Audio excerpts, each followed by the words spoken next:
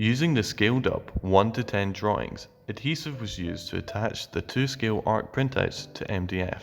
The MDF templates were used to mark out onto 18mm birch ply. These had to be cut with the jigsaw and cut within 2mm to the line. The arcs were then routed out to get a flat edge.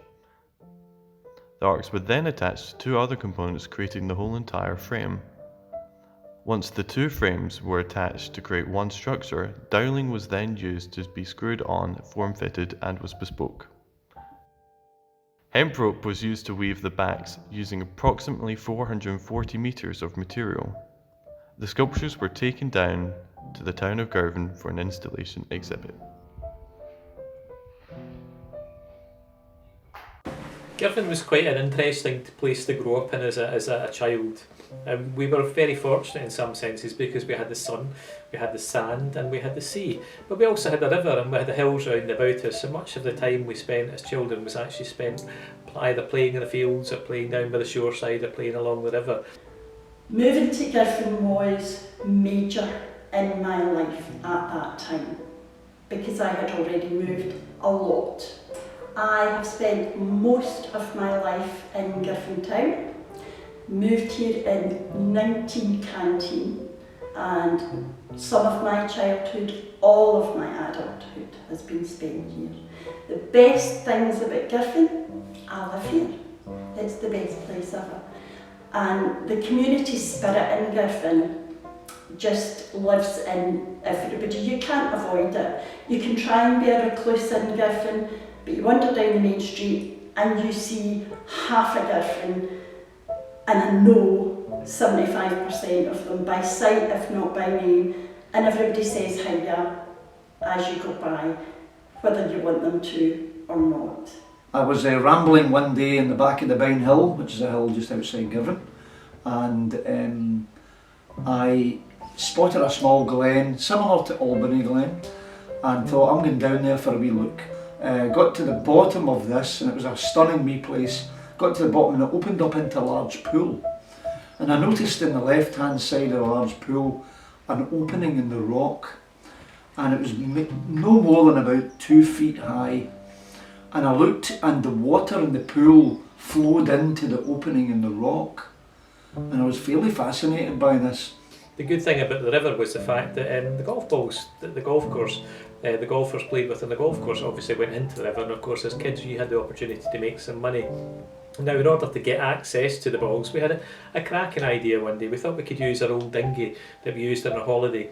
So 4 of us grabbed our old dinghy and kind of ran down to the shore side before any of the adults could find us or catch us doing this. So we kind of ran through the house and estate down to the shore and down to the river, across the bridge, and of course the boat was very, very quickly put into the river. When I moved to Girvan, I came from Arran, another beautiful little miniature Scotland, loads of time on the beach. The beach has been a big part of my life, my whole life. I spent a lot of time on the beach, picking things up, taking them home, getting told to take them back, taking them home, getting told to take them back while I was young. Bedroom full of stuff from the beach. And I came back and I said to my dad at that time, I told him about my wee ramble and this cave that I'd come to at the bottom, and had he ever seen it? And he had never seen this cave. I described exactly where it was, he didn't know anything about it. So I knew a local historian, and I went to the local historian, and he was probably the best in the area. So he said in the days of Mary Queen of Scots, this was a Millen castle, and it was the centre of contraband smuggling in Scotland. Then the water started to get faster, so you had little rapids, you had little rocks because the tide was just a wee bit out. So of course it was a lot of excitement for young children. So there was a kind of sense of enthusiasm as the boat got faster and faster and the current got faster and faster. Got a bit excited I suppose, and adrenaline began to kick in. We were paddling as fast as we could. Now of course adults seeing 4 young kids in a dinghy sweeping or being swept out to sea probably weren't overly impressed with us. And as we went past the Coast Guards, there was a shout, kind of, "Hey, what do you think you're doing?" And of course, as children, we were kind of slightly concerned we were going to get caught by the adults, so we paddled faster and furiously. And of course, the water got quite sticky at that point, and the currents began to drag us as we got into the harbour itself. And of course, we shot out past the harbour wall. And of course, that with us, and there has been tales of those of boats being swept out to sea and boats being kind of folk being rescued off Wales or Craig and such like. But of course, when you're a kid, you're excited by this whole prospect. But I did make a lot of friends that I still have today. So friends that I met at school in my young teenage years are still with me today, and we still have recollections of going out, wandering the streets, because that's what we did, going to the youth club, going to the discos, and then finally when we got big enough, going to the pub. There were alcoholic premises called my name.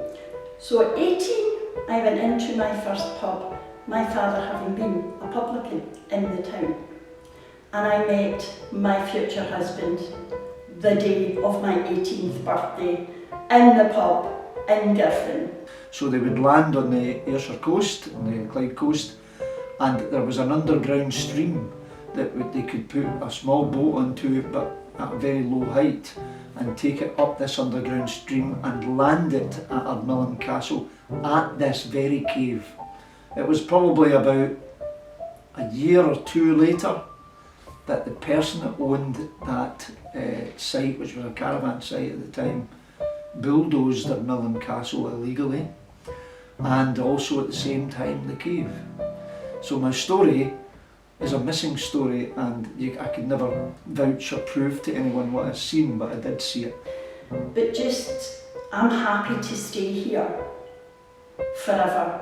When we moved to Girvan, my parents said, well, we'll look and see how long we'll be here. And I said, I'm not moving again. I'm staying here. And I meant it. And I'm still here.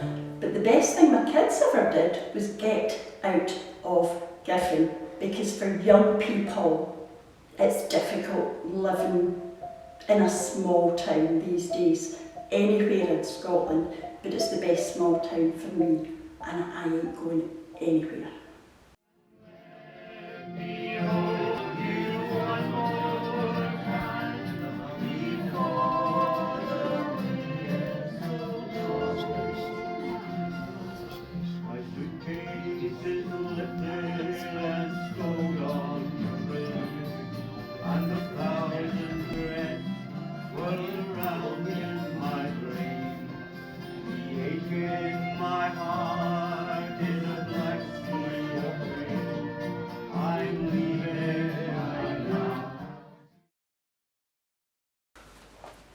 How long's that?